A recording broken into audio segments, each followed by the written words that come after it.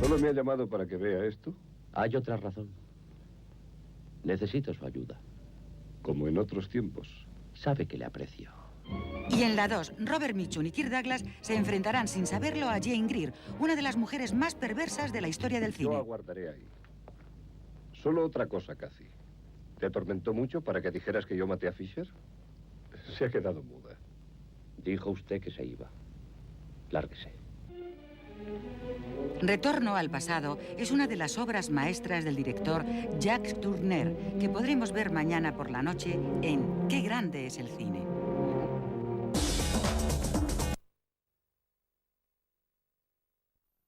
Que vuelva.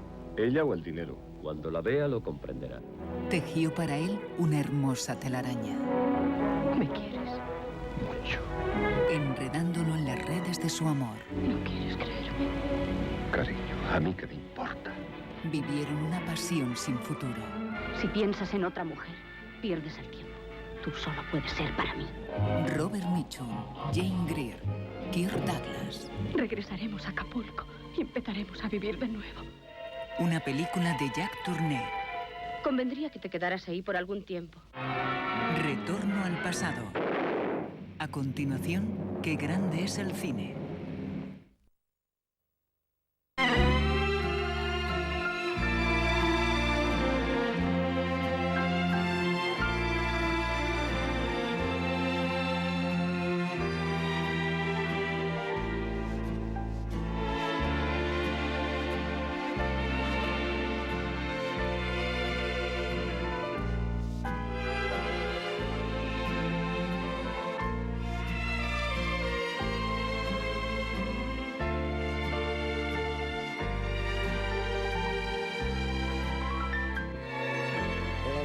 Bienvenidos al programa Qué grande es el cine, la 2, Televisión Española.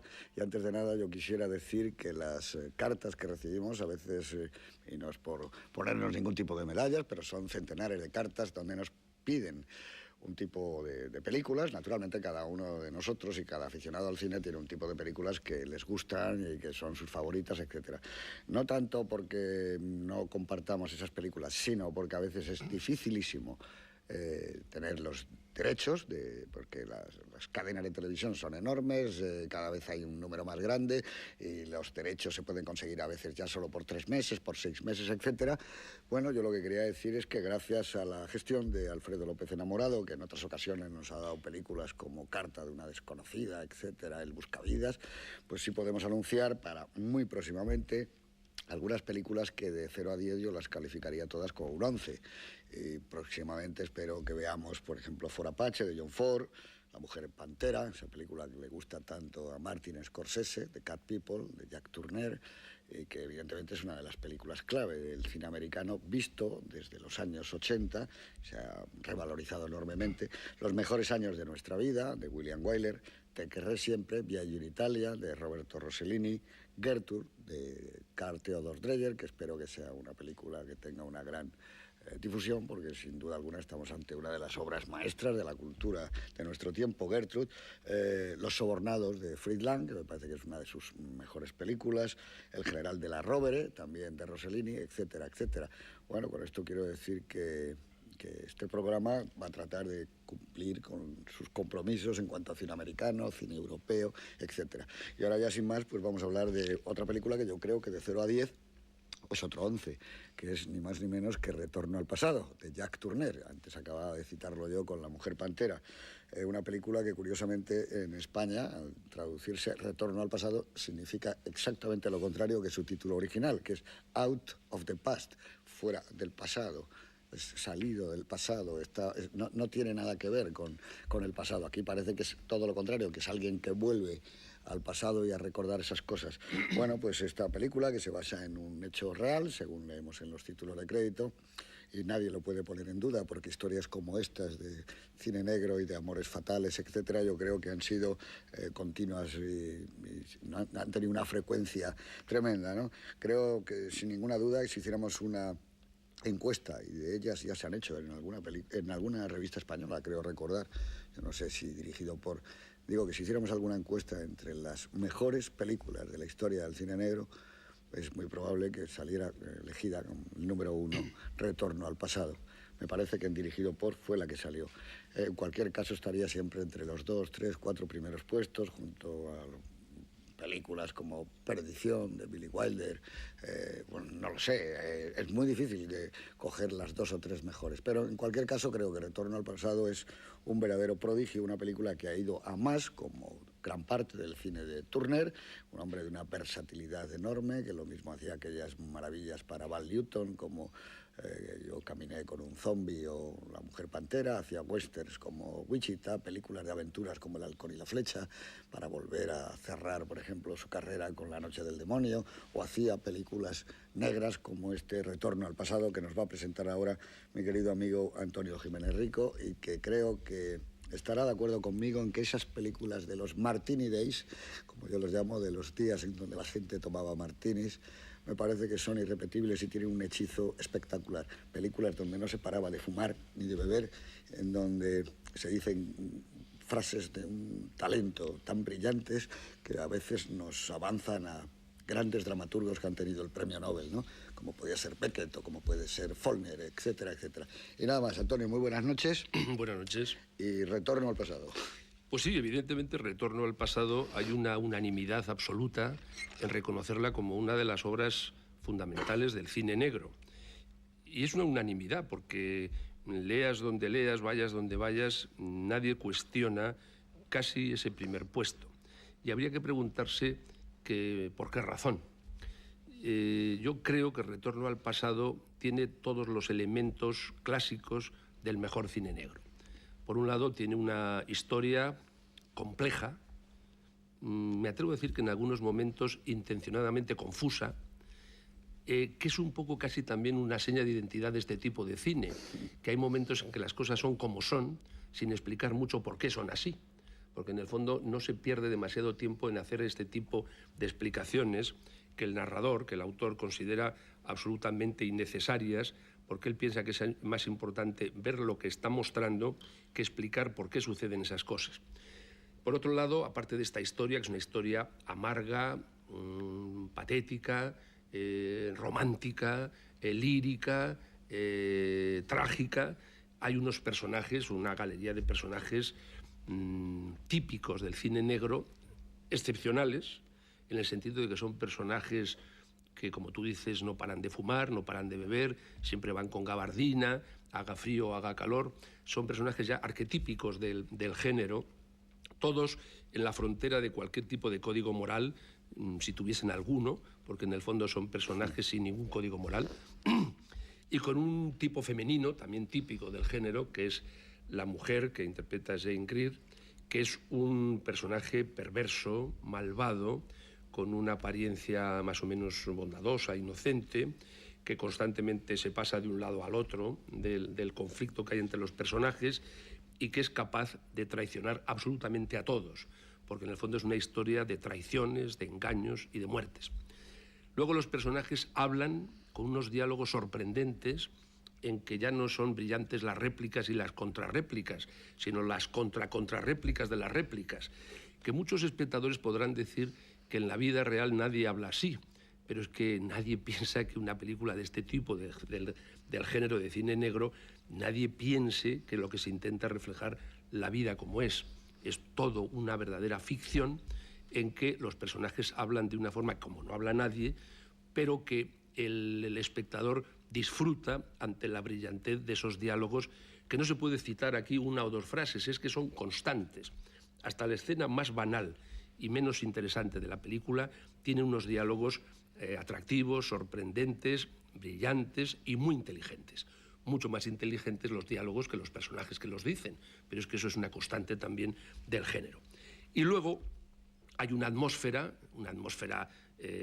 maravillosa, que gracias al operador, que es uno de los grandes operadores del blanco y negro, que ha trabajado con Robert Siodmak, con Fritz Lang, con el propio Jacques Tourneur, y que efectivamente es un operador que consigue, Musuraka, que consigue no solo unos ambientes excepcionales, lo mismo de día que de noche, lo mismo en exteriores brillantes y luminosos que en exteriores lúgubres y oscuros, sino que también cuida excepcionalmente los rostros, porque es curioso ver cómo él ha podido compaginar siempre ese tipo de fotografía y esa atmósfera, no solo en los planos generales y en los ambientes, sino cuando la cámara se acerca a los rostros, que hay muy pocos primeros planos, casi siempre son planos en los momentos de dos personajes, están los dos en imagen, siempre con un pequeño detalle de profundidad, y la iluminación de los rostros es tan importante o tan brillante como la iluminación de los ambientes.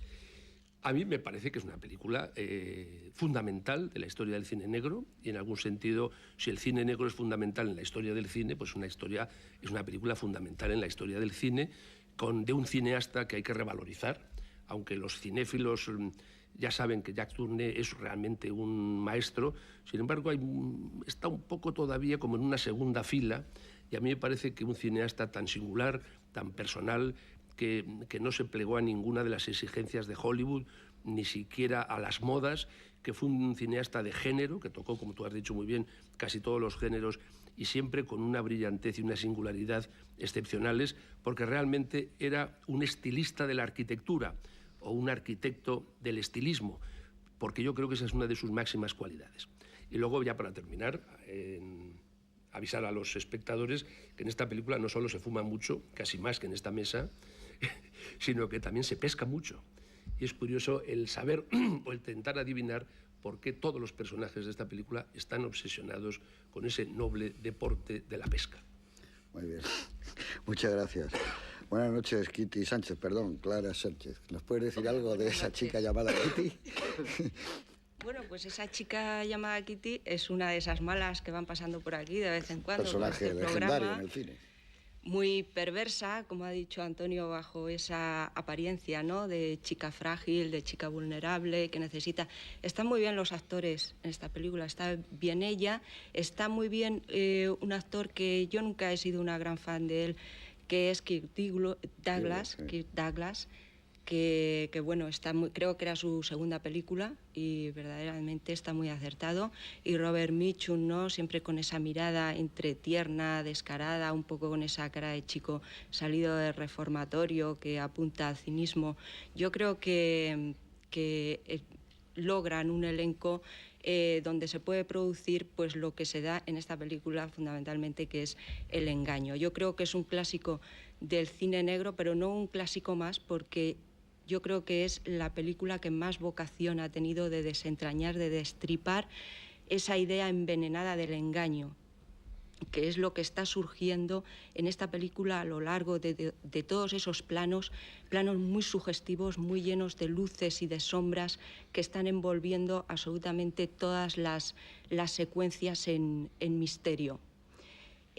Yo creo que se da aquí una conjunción que es un poco milagrosa. Aparte del director, pues está, como ha dicho Antonio Musuraka, ¿no?, creando esas luces y sombras, esos blancos y negros, esos claroscuros en que se desenvuelven algunas escenas de amor entre Robert Mitchum y Jane Greer, que las rodea de muchísimo secreto, donde lo que no se dice es mucho más importante que lo que se dice, porque ellos siempre están callando, están ocultando algo.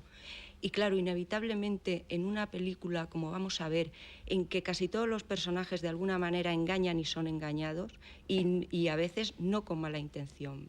Nos fijaremos al final de la película que incluso hay algún rasgo de buena intención en este asunto de la mentira, del engaño, que está tan enredada con la verdad. Pues es inevitable que surja una trama compleja, laberíntica, en muchos casos, por ejemplo, cuando está en Acapulco, que apunta mucho al ensueño, muy enredada, con cierta ensoñación. Es una película donde suceden muchas cosas, surgen muchos personajes nuevos y sin embargo ninguno es gratuito y no hay ninguna banalidad. Yo creo que aquí se podría aplicar eso de que si en una secuencia alguien clava un clavo, es para que en otra secuencia posterior alguien cuelgue un sombrero en ese clavo. O sea, absolutamente todos los elementos están muy interrelacionados, están muy implicados y hay una gran cohesión en todo lo que se dice. Lo que pasa es que es una película que yo creo que se disfruta muchísimo más de ella cuando se ve una segunda y una tercera vez, porque es sorprendente, siempre te está sorprendiendo, y este es uno de sus grandes encantos, que te implica completamente, te absorbe completamente en toda la trama, no te puedes distraer, tienes que estar pendiente, y te hace, bueno, pues ser casi tan inteligente como este Mainwaring, el autor del guión, que también es el autor de la novela sobre la que está basada, que elabora unos diálogos exactos, precisos, con un suave humor interno, que yo creo que están a la altura, no quiero exagerar, pero que están a la altura de los de Dashiell de Dashiell Hammett y de Chandler. Es este Jeff Bailey con el que nos vamos a encontrar, este detective. Es un detective quizá un poco atípico, porque otro de los encantos de la película es que no hay valoraciones morales de ningún tipo, ni hay vencedores morales. Este detective, a diferencia, pues, por ejemplo, de un Philip Marlowe, de un Lew Archer, no va a querer salir indemne de las situaciones en las que está, sino que se implica muchísimo en los problemas, los hace suyos y es susceptible de correr la misma suerte que el resto de los personajes de la película. Sí que va a ser tan errático como ellos, quizá más, porque él es un individuo que va a ir de sitio en sitio pues prácticamente con lo opuesto. No conocemos su casa, no tiene ningún atributo, ningún signo material que adorna el mundo burgués, salvo esa gasolinera que aparece al principio de la película, destartalada y tal, que parece que ha sido la única posesión que ha tenido, y así es como se conduce por el mundo. Es un individuo que no está pensado para que tenga una historia propia, una casa propia, sino que está pensado para que nosotros, a través de esa mirada entre tierna y descarada de Mitchum, veamos a las personas que él ve, los lugares en los que entra, y sobre todo que nos adentre en un mundo, como se ha dicho, donde se fuma, se bebe, yo añadiría que además se come muy poco, y en un mundo, en definitiva, en que lo que al final queda, lo que va a quedar, pues es lo que nunca se ha tenido, lo que se ha perdido, el deseo y lo que se les ha esfumado en la vida. Muy bien, muchas gracias. Miguel Marías, buenas noches. Sí, buenas noches. Esta es otra de tus películas favoritas, sí, ¿eh? Sí, yo soy de los que piensan que es el mejor film negro de la historia. Oye, ¿cómo se diría exactamente entonces Out of the Past? No, es algo que viene del pasado, algo que surge del pasado. En el fondo es lo del principio de la película, que reaparecen los personajes del pasado. En el fondo da lo mismo el título, porque lo que sale del pasado te obliga a volver al pasado, en algún sentido. Que yo creo que es uno de los elementos fundamentales de la película y que explica quizás su especial fascinación, que yo me pregunto mucho qué es lo que le hace más fascinante que otras. Yo creo que es dos combinaciones. Por un lado, su absoluto fatalismo. Es una película en la que todo lo que ocurre, de alguna forma intuyes desde el principio que va a ocurrir indefectiblemente, y que los personajes, sobre todo el de Mitchum, que es un personaje totalmente pasivo, se deja manipular y sabe desde el momento primero en que el pasado le ha atrapado. Es un tipo que vive escondido, que vive cerca en lugar de lejos, pero vive escondido en la gasolinera, se ha cambiado el nombre, pero sabe que algún día lo encontrarán, y cuando lo encuentran, pues dicen, ya está. Es un inicio que yo creo que deliberadamente, por esto es una película de género, parte del comienzo de The Killers de Siodmak, basada en el cuento de Hemingway, y aunque su reacción no es la misma, digamos que carga la película de ese fatalismo. Y por otra parte es también una película sobre el engaño en todas sus variantes. No solo es que todos se engañen unos a otros, es que se engañan todos a sí mismos. Yo creo que parte del elemento que hay es la ilusión, el amor ilusorio que tienen en Acapulco los dos personajes principales, y la ilusión que tiene de intentar escapar y normalizar su vida, que en el fondo no cree en absoluto en ella. Yo creo que esa especie de combate entre las ilusiones y los autoengaños y los engaños recíprocos entre unos personajes y otros, y la sensación de que esto indefectiblemente va a acabar mal, va a acabar en la muerte y que se van a rendir cuentas por los hechos del pasado, es lo que hace que la película tenga una especie de espíritu romántico muy especial, al que yo creo que contribuye también esta especie de imaginería un poco insólita dentro del cine negro, de bosques que parecen filmados por Murnau con una iluminación muy especial, con esa iluminación que yo creo que se debe a los arcos voltaicos y a las spotlights hábilmente combinadas y unidas, pues eso, al humo que desprenden por todas partes los cigarrillos, a los ambientes más o menos recargados que hay en múltiples escenarios de la película, y que contribuyen a hacer que efectivamente sea un tipo de cine hoy irrepetible, yo creo que incluso irrepetible técnicamente. La prueba en algún sentido está en un curioso y bastante interesante, a mi modo de ver, remake que se hizo de la película hace unos años, en color y con actores bastante buenos y bastante adecuados, y sin embargo el sentido que tenía la película y el tono que tenía la película ya no tenían en absoluto nada que ver. Mientras que esta, que es una de las películas fundacionales en algún sentido del género negro, sí que tiene una hermandad casi total con las grandes piezas del género. Hay que decir que quizá es curioso el que el género negro alcanzara su madurez tan rápidamente, porque la verdad es que las mejores muestras del género son quizá las de esa primera fase justo después de acabar la guerra, entre el año 46-47, prácticamente yo creo que se concentran la mayor parte de las mejores, quizá con algún antecedente previo y con algún suelto resquicio, ¿no?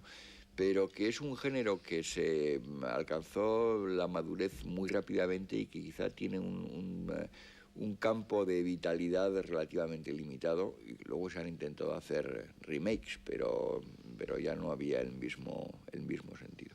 Que me parece esa película la hizo Jeff Bridges, hacía el papel de Mitchum, porque otra de las cosas importantes es que en esta película está Mitchum.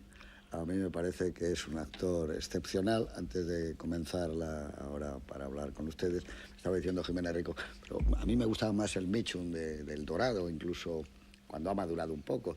Por supuesto, está maravilloso en todas estas películas que ha hecho Mitchum hasta el final, pero yo creo que aquella Mitchum es un icono de una potencia fuera de lo común. Al principio está más o menos de gasolinero, pero luego cuando ya se tiene que poner a trabajar, se pone su gabardina de trabajo, empieza a encender esos cigarrillos, fuma mejor que nadie, mira con una neutralidad que yo no creo que haya existido nunca en el cine, y esa frialdad no hay que confundirla con otros tipos que pueden ser gélidos, como Alan Ladd. No, es una frialdad llena de calor por dentro, esa mirada neutra, esa manera de avanzar, abombando el pecho para adelante. Marcel ya era desde siempre un tipo inconformista, ya saben ustedes, le detuvieron por fumar marihuana, poco antes además de rodar estas películas, y la imagen de Mitchum se hizo la imagen de alguien especial. Y por otro lado está Jane Greer, tenía 22 años, y yo creo que esa mujer, cuando aparece con un traje blanco y la Pamela, es uno de los momentos más grandes de la historia del cine, de la historia de los amores fatales, de los amores no fatales y de cualquier cosa. Y les puedo decir, y luego hablaré de ello, que he podido verla hace escasamente 8 o 9 veces. Me parece que era la revista Cosmopolitan que dio una especie de gran reportaje con toda, ¿qué fue de aquellas mujeres del cine negro? Que fue Colleen Gray, Elizabeth Scott, y estaba Jane Greer, 74 años, y seguían teniendo todas ellas la misma mordacidad, esa mirada entre cautiva y a la vez llena de ternura, y que realmente estaba en plena forma. Vamos a ver Retorno al pasado. Es un privilegio, yo creo, ver esta película y poder luego charlar de ella, de 4 o 5 cosas extraordinarias. Fíjense que nada más comenzar la película, cuando, como decía Miguel Marías, ese arranque que recuerda un poco Forajidos, al cuento de Hemingway, alguien que va buscando a alguien, imperceptiblemente pasa un coche de la policía antes de que el tipo ese que va buscando a Mitchum entre en el Marney Café para enterarse por la cotilla del pueblo. Está tan estudiada de encuadres que hasta ese coche de la policía él imperceptiblemente mira y dice, este tipo viene a buscar algo, pero que no está claro. Creo que es una película de la que vamos a hablar mucho y nada, que es estupenda y que lo vamos a pasar maravillosamente con ella todos y con todos ustedes. Retorno al pasado, de Jack Turner.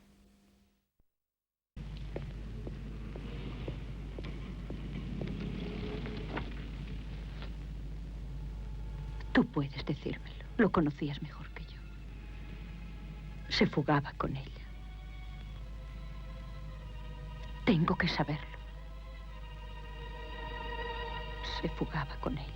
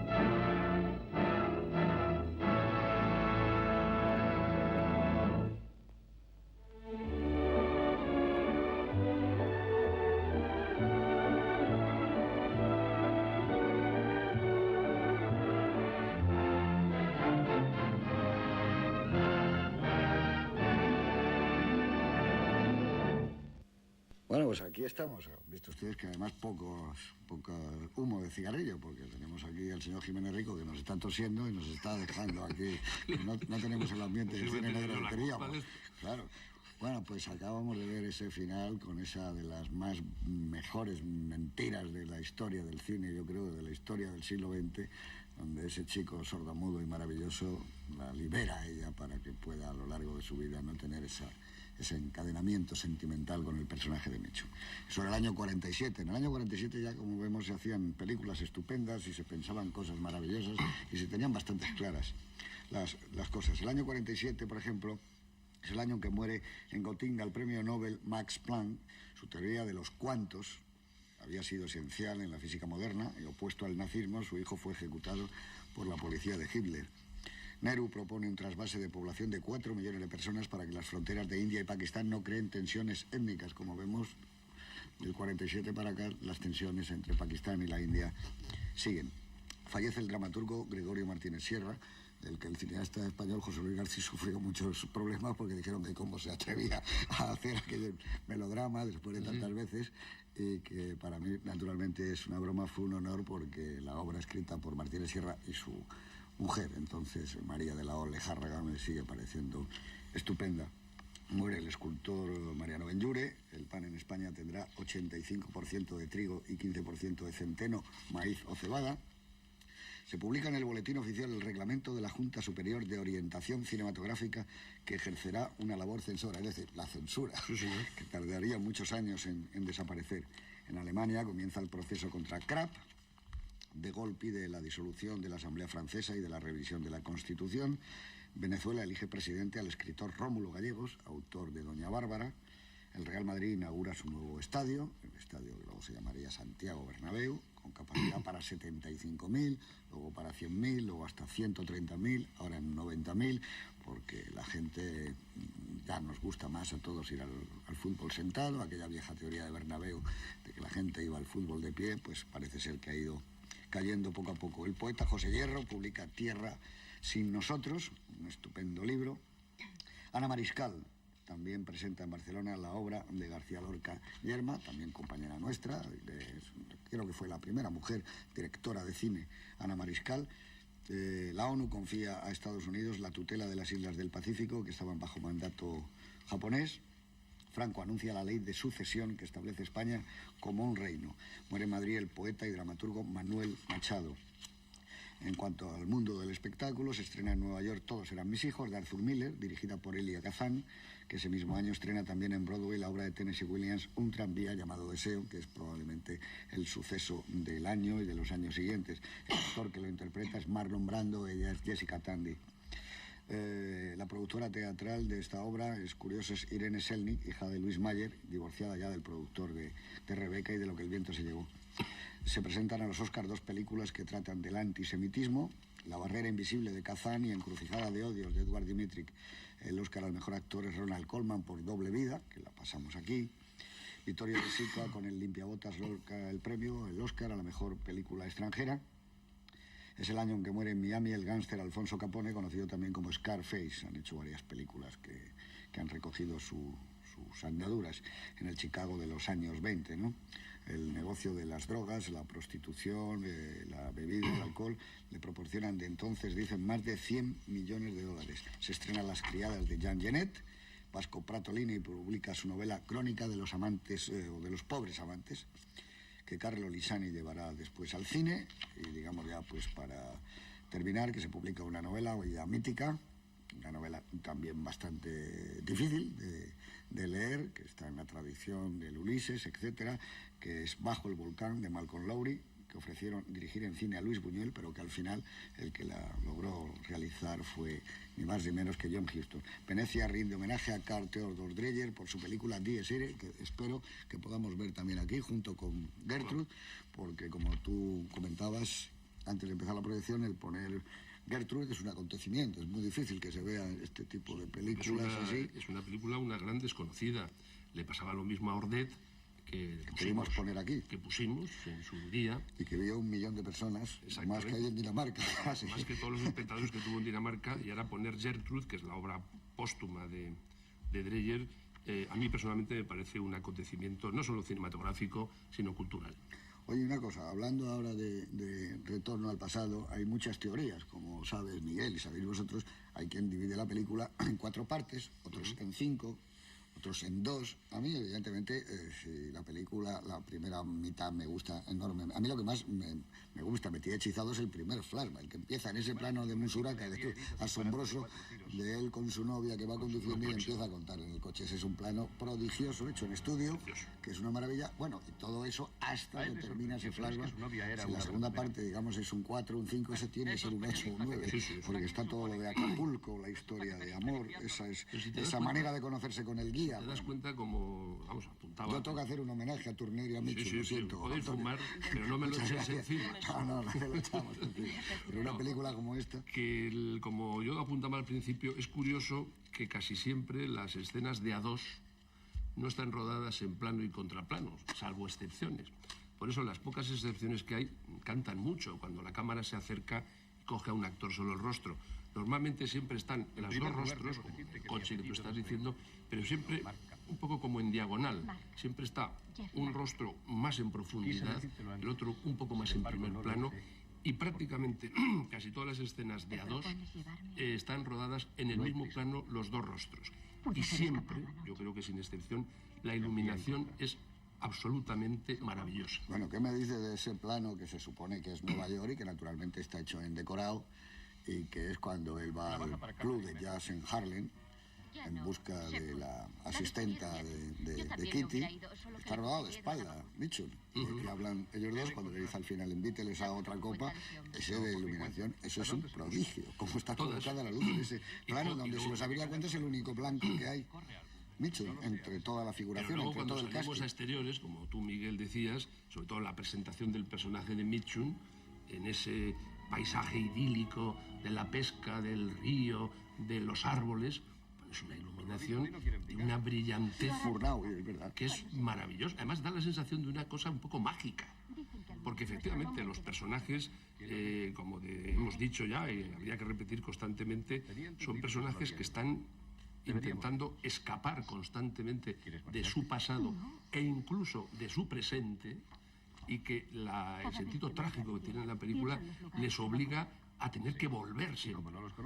Una de las características de la película es que todos los personajes quieren escapar, quieren huir, quieren salir, y sin embargo todos tienen que volver al lugar de origen y, en cierto modo, a ser responsables y conscientes de su propio pasado. Y luego lo de que si la película tiene 3 bloques, 4, 5, un epílogo... A mí eso me parece un poco... No, pero sí está marcado, hay una diferencia. La parte de San Francisco no tiene nada que ver con la parte de Acapulco. Ocurre como la división entre escenas y secuencias. Claro. Yo nunca he logrado distinguirlo. No. Y además depende de cómo lo mires. Hay alguno que le da una importancia especialmente decisiva a la escena, a la que llaman el quinto acto, que es la escena de la reunión en la Casa del Lago. En la casa del Lake Tahoe. Y a mí me parece que ese es un bloque relativamente pequeño y de una importancia no excesivamente grande. Para alguna gente eso es lo más importante de la película. Yo realmente soy más bien de la opinión de José Luis. Quizás la parte más romántica de toda la película, en la que explica qué es lo que ha sucedido y la que además da el fundamento a todo lo posterior, es el flashback, que además está muy bien porque es una confesión de estas que son muy típicas. La utilización de la voz en off, que es otro de los recursos clásicos del género, que en este caso me parece una de las voces en off con un texto más maravilloso, hecha en una confesión a una chica que, como contrapeso al resto de la figura femenina de la película, que son todas horrorosas, es decir, que tanto la madre de la propia Anne es que tiene un odio cerval y una desconfianza absoluta hacia Mitchum, es antipatiquísima. El personaje de Rhonda Fleming, Meta Carson, es también está en segundo curso de Cathy Moffat, y Cathy Moffat, pues, una de las mujeres más traicioneras de toda la historia del cine. Y tiene la compensación de esta Virginia Houston, que hace de una chica extrañamente leal hacia él y que está muy tolerante y que admite todo. Alguna gente ha dicho que muy sumisa. Yo creo que no es realmente sumisa, que tiene bastante valor, que se opone a sus padres, que se crearía mala fama en el pueblo seguramente, y que además incluso al final tiene una fidelidad a su memoria que para liberarla de ser víctima de eso es por lo que hay esa mentira piadosa, estupenda del... Yo creo que en el fondo es una mujer enamorada, simplemente. Ha citado una cosa, Miguel, a mí me parece muy clave en esta película, es el romanticismo que arrastra toda la película. Yo recuerdo que una vez vi esta película en París, en un cine al lado del Boulevard Saint-Michel, hará, no sé, 20 y tantos años, y hay un momento en la película que a mí me parece que es fantástico, que empieza en ese día por noche, en esa noche americana, cuando ella acude a la cita, y dónde vamos a ir, y empieza a llover, y van al bungalow de ella, la puerta pega un golpe de viento, se abre, se cae la lámpara, y allí la gente empezaba a bramar y a aplaudir, y decían, guau, es la primera vez que yo la digo, guau, porque era impresionante, y la elegancia que tiene, saca la cámara afuera, está lloviendo. Esa es una escena de una belleza y de una fuerza que hoy día sigue siendo maravillosa. Y son escenas de amor con mucha ternura. Los diálogos también son muy tiernos. En esas escenas de amor está esto que tú comentabas, Antonio, ese contraluz, él casi siempre está a contraluz, se ve iluminada la cara de ella, esos ojos tan emocionados que te puedes creer cualquier cosa de esa mujer que lo está engañando vipirinamente, pero él tiene esa ternura, le pregunta, ¿me quieres mucho?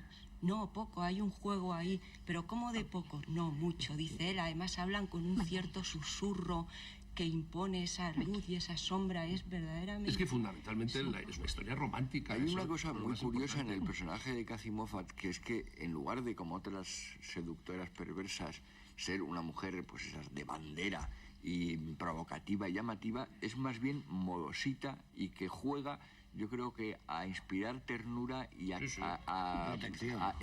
movimiento protector de Mitchum. Y sobre todo del espectador. Y es la forma más absoluta de hacer que la gente caiga en su telaraña. Cuando se encuentran en la playa, le dice, pero qué pequeña eres, se sorprende, ¿no? Y ya él se siente protector. Frágil.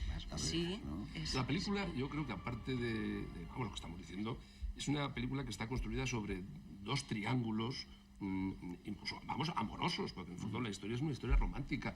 Hay un triángulo amoroso que son dos hombres, que es Douglas y Robert Mitchum, y el personaje de Jane Greer, que evidentemente es un triángulo con un vértice, que es la mujer, y luego hay otro triángulo paralelo, que son las dos mujeres y Robert Mitchum, es decir, Anne, ese personaje bondadoso, amoroso, enamorado hasta la irracionalidad de Robert Mitchum, Anne, por supuesto, el personaje de Katie, y Robert Mitchum, que el vértice es Robert Mitchum.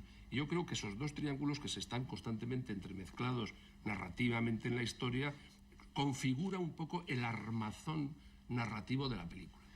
Y yo lo que me gustaría hablar es eso que yo he sugerido al principio y que hemos hablado mientras veíamos la película, de ese intencionado confusionismo narrativo que hay en el bloque de San Francisco.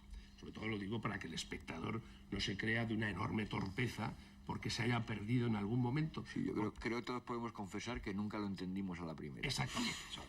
Hay que decirle al espectador que si el bloque de San Francisco, con el personaje del senador, el Leonard Hills, y sus dos edificios, el Mason y la calle Fulton, no sé cuántos, si se ha perdido un momento geográficamente de cuándo es un edificio, cuándo es el otro y tal, que no se sorprenda lo más mínimo, porque eso hay que verla un par de veces como mínimo. Es un homenaje al sueño eterno. Exacto.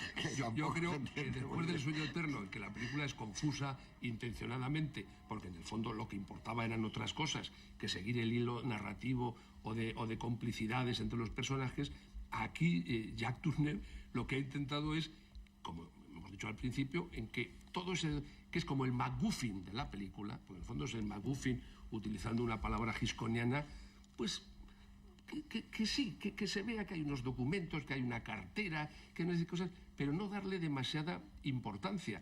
Lo que pasa es que yo creo que el espectador, como está acostumbrado a entenderlo todo, tiene un cierto sentido de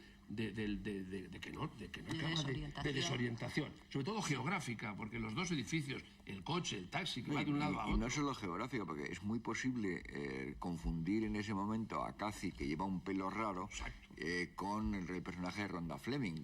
Y además hay una superposición de 3 tramas, más o menos. Hay, por un lado, la trampa que le ha tendido Kirk Douglas, por otra parte, la segunda trampa que ha montado a escondidas de Kirk Douglas y que estropea, en algún sentido, la intriga inicial Cathy, y luego que se da cuenta sobre la marcha de que le están tendiendo una trampa a Robert Mitchum e empieza a intentar fastidiarla, con lo cual convierte un poco en una chapuza toda la operación.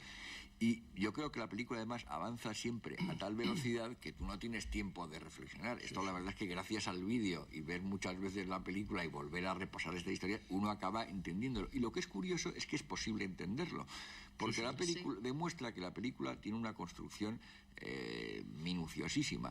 No esto deja ningún fleco hay suelto. que tener en cuenta una cosa, que es una película que tiende a asociarse con la serie B, con la que no tiene absolutamente nada que ver. Esta es una película de presupuesto alto, como indica el hecho de que está rodada en el año 47 con 64 días de rodaje, lo cual no es poco. Exteriores. Y que tiene exteriores, estudio, planos rodados de segunda unidad en San Francisco, en Los Ángeles y en Nueva York para dar ambiente, y que además intervinieron, aparte del propio Mainwaring, que es el único que firma como autor de la novela y del guión, intervino también Frank Fenton, que era otro guionista, que parece que es el que introdujo la construcción de la película, que está muy variada con respecto a la novela, y intervino también James Cain, aunque por lo visto lo de James Cain dicen que no utilizaron absolutamente nada al final. Lo cual es sumamente curioso el llamar a Cain, porque es una película bastante keiniana en todos los sentidos, ¿no? Yo creo que la inspiración de Cain en el cine americano es una cosa bastante frecuente, que hay muchas películas que le han robado ideas por lo menos y otras que han contado con su colaboración.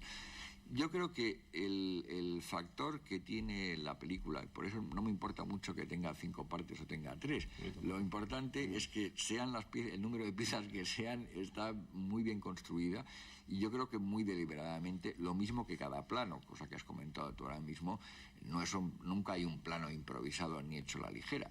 Cada plano tiene una construcción espacial y luminosa de una minuciosidad realmente rara. Típico, por otra parte, de Tourneur, que tenía la habilidad, y con su viejo cómplice Musuraka, de hasta con 4 perras y rodajes de 10 días, como ocurría con las películas que hacía con Val Newton, sacar todo el provecho posible e imaginable. Sí, porque hay unas secuencias muy trepidantes, la transición de un lugar a otro. Pues está hecho con unos planos, con un ritmo increíble. Por ejemplo, cuando pasa a México, ¿no? La ciudad de México en una vista aérea, luego otra población que se está viendo desde un autobús, finalmente Acapulco con varios exteriores, luego ese sitio, ese bar en sombras que se llama La Mar Azul, donde él empieza a convertirse en el hombre que espera, porque aquí hay 2 individuos que están siempre esperando la película. Él siempre está esperando a Cathy, que llegue. Y esto posibilita que ella venga siempre de la luz, del exterior, envuelta en ese resplandor, y él está en la sombra esperándola. No importa, se vuelve un hombre paciente. Y por otra parte está esta Anne más resignada del pueblo, que es la que le está esperando a él.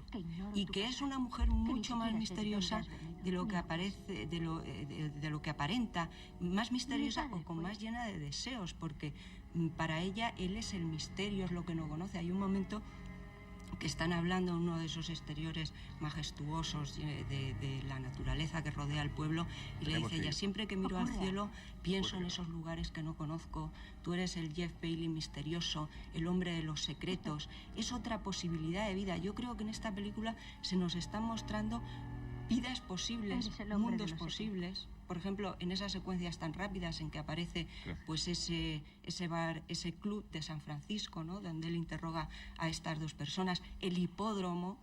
Es una secuencia breve donde se nos está mostrando otro pequeño mundo, y ella, la fatalidad o el drama de esta mujer es, después de que ya ha conocido esa otra posibilidad a través de Bailey, ¿qué es lo que va a hacer con su vida? Se le presenta una vida anodina, la vida de siempre. Final feliz, porque claro, ya lo que es horrible. Es en ese pueblo del que lo que quiere claramente es irse, y con esa familia que le ha caído, porque el padre y la madre son de Aupa, ¿no? Y ese pueblo de cotilleos, que esa cosa, la primera aparición cuando va al bar, y la dueña del bar ya le cuenta media historia de todos los personajes. A mí de la película hay una cosa que me gusta mucho, tiene una construcción absolutamente minuciosa, rigurosa y nada sujeta al azar, es que, sin embargo, dentro de esa construcción, la película, los personajes no solo los mueve el destino, sino muchas veces es el azar y la casualidad, porque no deja de ser sorprendente en una película tan minuciosamente construida la cantidad de cosas que aparecen simplemente por casualidad, porque, como tú decías, este hombre llega a Acapulco, se sienta en un bar a buscar a una señora y la señora de repente aparece, vamos, casi con el letrero puesto debajo, porque no cabe duda que es la señora.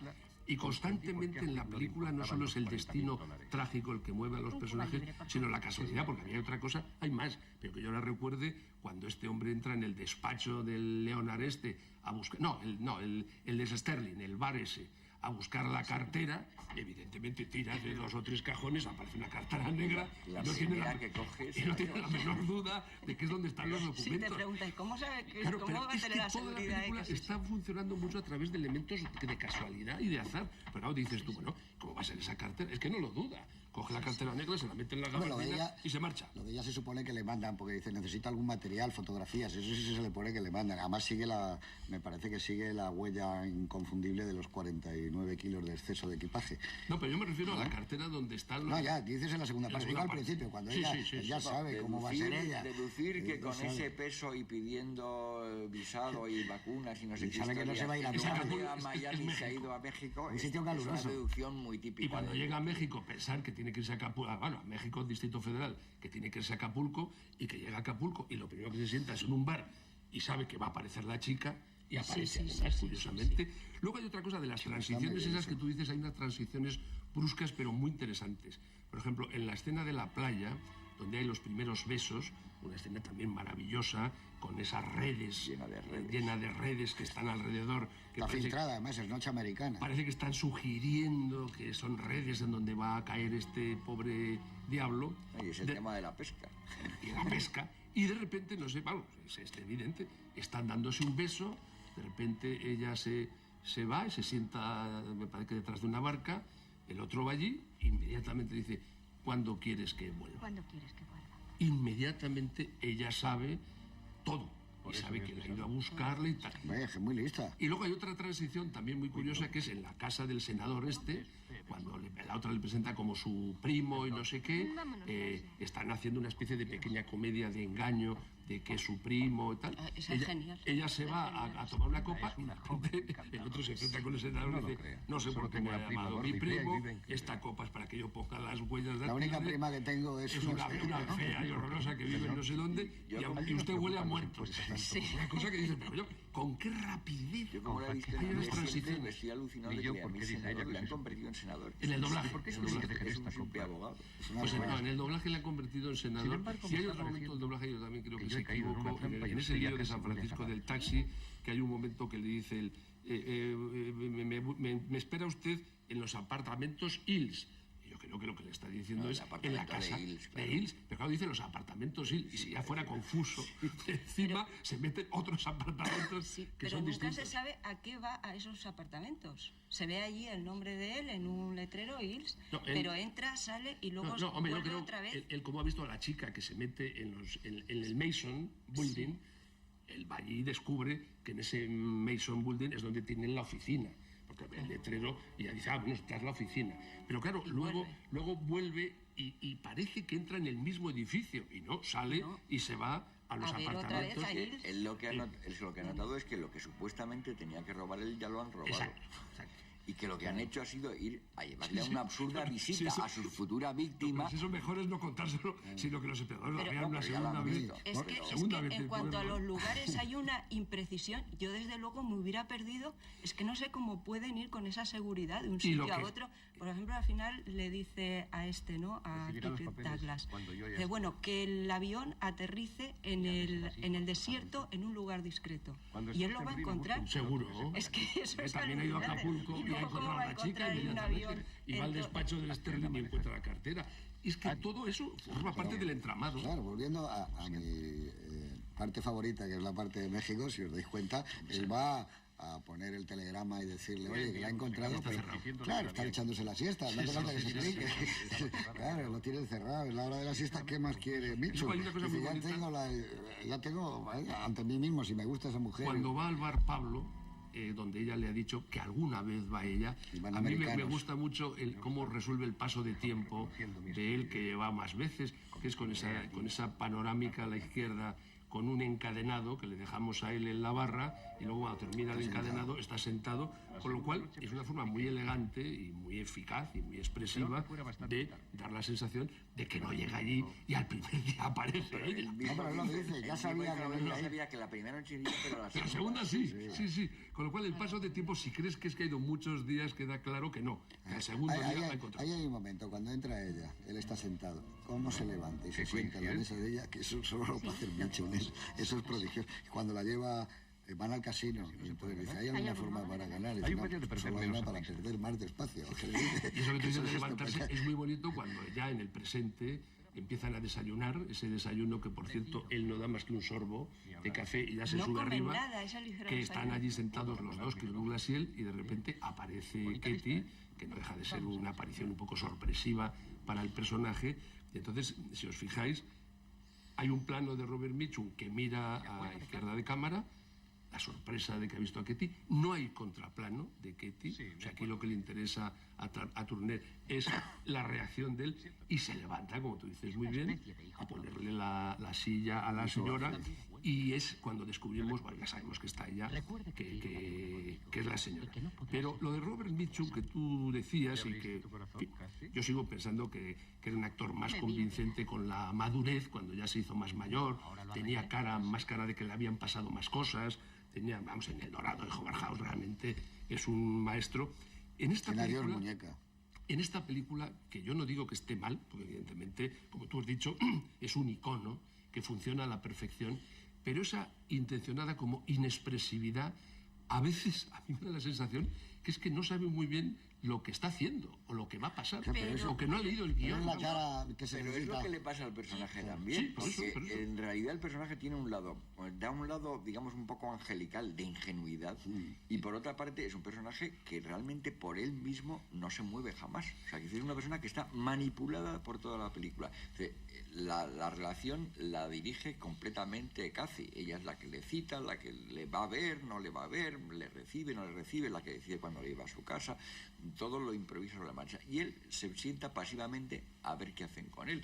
Es un tipo que nunca hace nada por iniciativa propia. Es un tipo que recibe encargos, le dan órdenes, le mandan a hacer cosas, y es pasivo durante todo. Le dicen, ¿puede escucharme? Y él dice, ¿puedo? Pero hay un cierto cambio en la expresión de Mitchum que se produce cuando se produce el desengaño en esa cabaña, otra vez entre claros oscuros, ¿no? En San Francisco, cuando mata al amigo, cuando sorprende el talonario donde ve que verdaderamente la libreta, donde ve que tiene ahí ella metidito sus $40.000 que verdaderamente sí que ha robado. Pero que no ha gastado una peseta, además. Que no ha gastado una peseta, y a partir de ahí sí que se opera un cierto cambio y se vuelve más cínico. No, él después ya le va a decir... que ella tiene la ilusión de que todavía le controla, y ese temor que tiene Anne de que vuelva con ella... Él no lo tiene nunca ninguna tentación de irse con ella ni dejarse engañar. Finge que le sigue la corriente. Pero al final Robert Mitchum mira con la misma intensidad a las dos mujeres. No, yo creo que no. Ahí me parece que está muy claro que él está enamorado de su novia, quiere mucho al chaval sordomudo que trabaja con él, él está dispuesto... Pero yo creo que eso son las situaciones. Ese pequeño negocio, una casita pequeña en Lago Tahoe, y vivir con ella. Yo creo que eso lo tiene él muy claro, muy claro. Cuando hay una frase que dice en esta película, que no sé si es anterior o posterior a Malaca, que en esta película dice, todo el mundo olvida. No conoces a Juicio. Y en Malaca decía, es la historia de siempre. Los hombres recuerdan y las mujeres olvidan, que es muy parecida y que estaría muy también entroncada en la historia de él con Katie. Pero yo creo que él lo tiene claro, y cuando él le cuenta ese flashback y es difícil y le dice, te va a doler, él es sincero, y cuando dice, ¿le has echado de menos? No, y la mirada de él ya, cuando ella va a buscarle en la casa de Kirk Douglas, él no le hace ya ni caso, cuando va a su habitación ella. Y el personaje de Kirk Douglas es fantástico. Hay un lado de sadismo que vas adivinando en ese personaje que le apoya muy bien la cara de Douglas cuando la pega a ella. O sea, es una historia dura la de ellos. Ahora, yo insisto, y terminamos con el tema de Mitchum, que es posible, ya sé que no es probable, pero que sería posible que hubiera utilizado Tourneur la misma técnica o estrategia que utilizaba Antonioni en muchas de sus películas, que es no darles el guión a los actores para que los actores no supieran de qué va la cosa. Seguramente no hacía falta, aunque se lo diera no se lo diría. Eso es. O sea A mí me da la sensación que Mitchum está toda la película perfecto, entre otras cosas, porque no adelanta ningún acontecimiento, porque en el fondo no sabe muy bien cuando va a un sitio qué es lo que va a pasar después y qué ha pasado antes, y por eso está utilizado, yo creo que la palabra la has dicho tú y es perfecta, como un icono que se mueve por la película con verdadera perfección. Un poco eso era Bogart también, ¿eh? Es que tenían, sí, es que un poco el estilo de la época. De mostrar poco los sentimientos y que seas tú el que pones por medio de la cara de él o su manera de moverse, de beber una copa, de fumar un cigarrillo, el que estás, hay una especie de trasvase y tú te metes en ese personaje. Eso lo hacían ellos muy bien, Gary Cooper, y que no matizaban en exceso. Yo a creo mí en que ese sentido me parece mucho guiones en los que los personajes no están descritos psicológicamente, les da una consistencia la propia manera de actuar de los actores. Exacto. Y crean ellos. Yo por eso creo, disantiendo un poco, que el que él parezca realmente, que es la sensación que uno tiene de que realmente está enamorado del personaje de Anne y tal, yo creo que lo dan un poco las situaciones. Las situaciones, incluso fotográficamente, son tan claras, los momentos son tan evidentes que uno tiene la sensación de que este hombre siempre, si hubiera podido, volvería al pueblo ese a encontrarse con su amor puro, inocente y tal. Pero si analizas el rostro de Robert Mitchum, yo creo que es bastante inexpresivo. A mí la chica esa a mí me parece muy atractiva, ¿eh? La novia de él. Guapísima. Me encanta, pero más valiente. Y como actriz es una actriz estupenda. Sí, pero no hay química entre ellos. La química es con la otra. Cathy. Es Pero por totalmente la química. Oye, ahora Lo que hablaba pasa de es la que de la pesca, yo creo que hay una secuencia portentosa que es cuando su amigo ve que lo van a matar y coge la plancha y lo tira. Pues además está muy bien porque no puede advertirle. Y entonces la manera más expeditiva es intentar desviarle el arma, pero claro, lo tira. Le pega un meneo que lo tira al suelo. Además, que no pinta nada ese gángster vestido como va en ese mundo idílico y maravilloso. Es que parecen salido de un club. Una especie de abrigo negro por ahí. Es que es un gran contraste, ¿no? Esa naturaleza exuberante. Que es fantástico todo el plano y en el que él va siguiendo al chico por el monte y ves a un tipo de repente vestido así en medio del monte, con ese aspecto tan incompatiblemente urbano que tiene el gángster este, que es muy buen actor también, el Paul Valentine. Sí, estupendo. Se estaba casi empezando también ahí. Es también estupendo. Es una curiosa, una película que tiene como grandes rostros del cine negro, pero que todos estaban empezando. O sea, No, porque Kirk Douglas, que evidentemente estaba empezando, ese personaje que luego el cine negro lo ha repetido tantas veces, es uno de los grandes personajes que ha interpretado maravillosamente Claude Rains y muchos de estos actores cínicos y tal.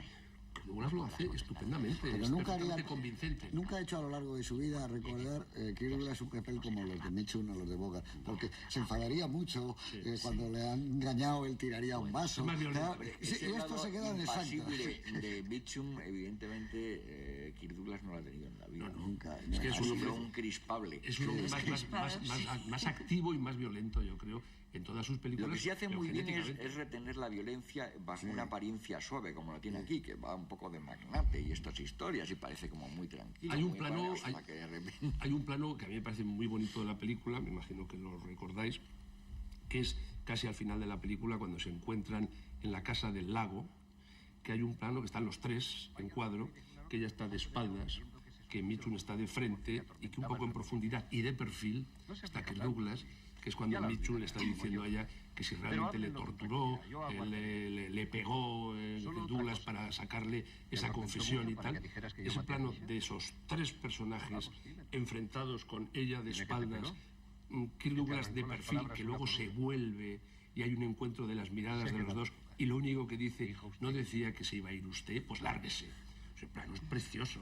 Yo creo que es uno de los momentos en los que se da cuenta Kirk Douglas de que a él mismo le está engañando también todo el rato. Sí, todo es una trampa detrás de otra. Y la película yo creo que es eso, es una serie de engaños y de traiciones que les lleva a todos los personajes inevitablemente a un final trágico que el espectador presiente constantemente. Cuando van a salir en el coche ese que se van los dos, que ya hay un antecedente que es que él llama por teléfono, no se sabe a quién, pero él llama por teléfono, el espectador sabe que ahí va a pasar algo, que evidentemente no se van a ir los dos de rositas. Y yo creo que esa llamada... Avisa a la policía. Exacto, esa llamada telefónica, que es avisar a la policía, está muy bien insinuada, pero nada más, porque lo único que se debe es marcar un número. Pero tú ya sabes que ha avisado a alguien, tú ya tienes la sensación, es un antecedente claro de que algo va a ocurrir, como va a ocurrir de cierto modo. Por eso, y de que él no quiere irse con ella, está enamorado de ella.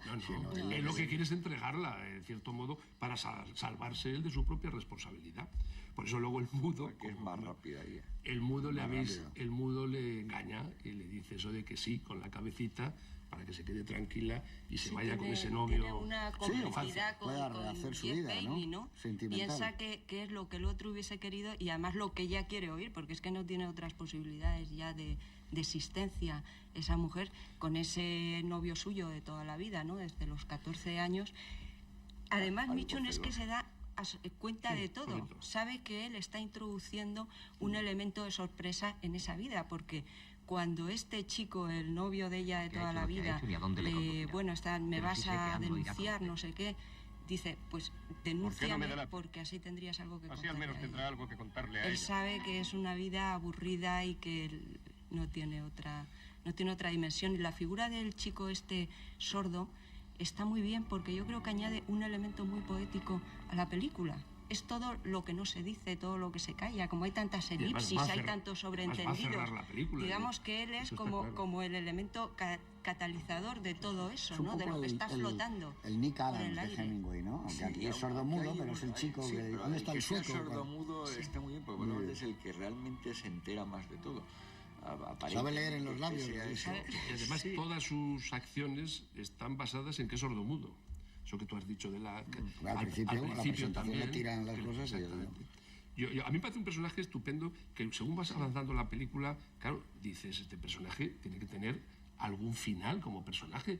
Y efectivamente, él tiene un final, a mí me parece que glorioso, que es el que resuelve en ese epílogo el final de la película. Sobre todo que demuestra la inteligencia que tiene el chico cuando lo piensa detenidamente y dice, ¿tú crees que él se iba a ir con ella? Y es uno de los pocos personajes que son fieles, leales y amigos. Su amigo. Los pocos, ¿eh? Extraña excepción. Sí, es una de las... Dentro de esa maldad de traiciones y de engaños, el mundo es un personaje insólito. Es el mundo de luz, el mundo de su novia, la mujer con la que se va a casar, el mundo de su amigo, un trabajo en la gasolinera, eso está rodeado de montañas, la película empieza con una gran panorámica sobre ese mundo, y el otro es el mundo de la sombra, y él ha salido de un mundo para quedarse en ese, que es el que considera el definitivo, pero como pasaba en lo de Hemingway que tú has citado, de repente llega alguien y ¡boom! Y todo el pasado... Yo creo que está... Se te cae encima y dice, tengo que arreglar esta situación, que no es posible porque el tejido y la tela de araña... Creo que está claro porque esta película es tan moderna.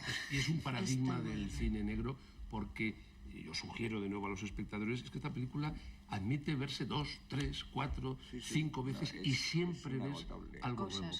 No es de esas películas planas que las ves una vez y ya las has visto. Esta película, con una sola vez, no has recibido más que un 10% de lo que la película dice. No, además no es una investigación, que es muy habitualmente la trama en una película, con lo cual no hay un misterio que averiguar. No hay un gran enigma. Es un mecanismo en el que se cruzan unos tras otros y se van persiguiendo, y entonces esa persecución y esos engaños tienen vigor cada vez que la ves. A mí, por ejemplo, siempre que veo la escena esa, que ya, casi yo lo adelanto, que es el momento de los que más me gustan, cuando ese Michun, que a pesar de ser, como tú dices, tan inexpresivo y tan frío, le seca la cabeza a ella y ella le seca la cabeza a él, ese es un momento impresionante. Un elemento importante que tiene los pendientes.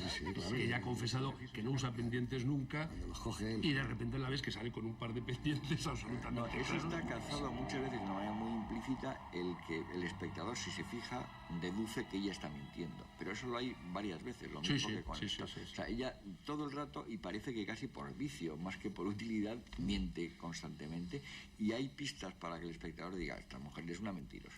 Ese es el momento. ¿Cuál sería el momento que a ti... Yo lo siento tener que insistir, pero es que es claro que el momento más hermoso de la película es ese. Pero no solo ese, por todo lo que tiene en sí, porque es que después de que se están secando, a mí me parece que hay un gran hallazgo ahí, además un gran hallazgo expresivo al mismo tiempo que irracional, que es el hallazgo de que después de que se secan, hay la referencia a los pendientes, él coge la toalla, tira la lámpara, se abre la puerta y la cámara sale y se da un paseo por el jardín. Eso es sorprendente, porque ¿quién es el que se da el paseo por el jardín? La cámara. ¿Para qué se da ese paseo por el jardín? Para salir y no estar de testigo. Exactamente, es como una especie de pequeña paso de tiempo mínimo, porque el paso de tiempo es mínimo, pero esa puerta que se abre, esa cámara que sale fuera, da un pequeño y breve recorrido por el jardín y vuelve a entrar, es un hallazgo expresivo que cuando ves la película y luego dices, pero es que me han emocionado simplemente con unas imágenes, porque efectivamente eso no tiene un sentido racional. A mí eso me parece el mejor momento, sin duda, de la película. Eso es el bungalow de ella.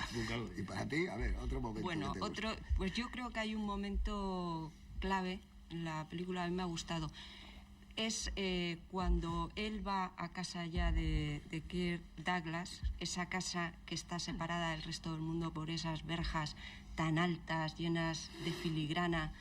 Él está a contraluz, ve cómo se marcha la novia, y su imagen, la sombra de su silueta, abre esas verjas que a mí me impresionan, porque es que está separando... Son las mismas de Corleone en Lago Tahoe del Padrino 2, sí. Las que tiene Michael, muy parecido, sí. Claro que le ha recabado lo mismo. Que están separando el pueblo, todo lo que rodea al pueblo, lo está separando del mundo de la intensidad, el mundo donde pasan las cosas, donde están los misterios, el mundo al que pertenece Michun. En el momento que ya se mete en ese mundo, se le ve avanzar hacia la casa, en realidad ya no va a volver de ahí.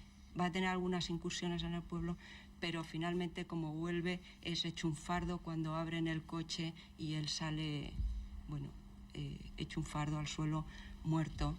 Es el mundo del misterio, el mundo que Anne, la novia, pues jamás va a conocer. Yo creo que... ¿Qué para ti? La suerte está echada. Sí.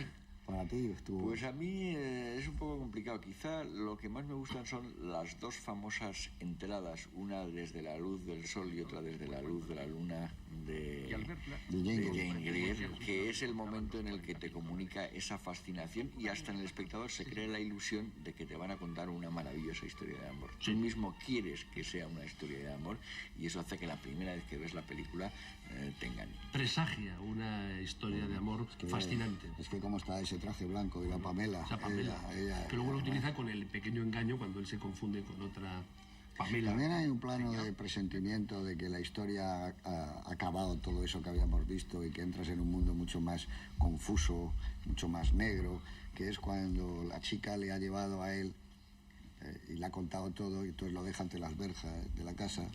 Él se baja, ella se lleva el coche de él y él la ve cómo se aleja y entra. Eso sí que es un punto, y decir, esto es otra historia que empieza otra vez ahora con la pesadilla. También funciona muy bien, que hemos hablado del desayuno. El guión es impresionante. Pero no hemos hablado del final. La escena está del desayuno, en que llega ella, él se marcha luego, porque dice que quiere descansar y no sé qué. Se quedan dos planos muy expresivos de Kirk Douglas mirando a Katie y Katie mirando a Kirk Douglas, que también presagia que le están metiendo en una red de trampas y de enredos que luego es mucho más compleja de lo que creen los mismos personajes. No, a mí hay otro plano que me gusta mucho, que es quizá el único momento en el que Robert Mitchum hace de verdad algo, y además hace algo que Kathy no entiende, porque si no ya no se haría ya tantas ilusiones de que iba a volver a mantenerlo bajo control, que es cuando él entra en el cuarto de ella en la mansión de Kirk Douglas y la despierta encendiendo un cigarrillo al lado de la cama.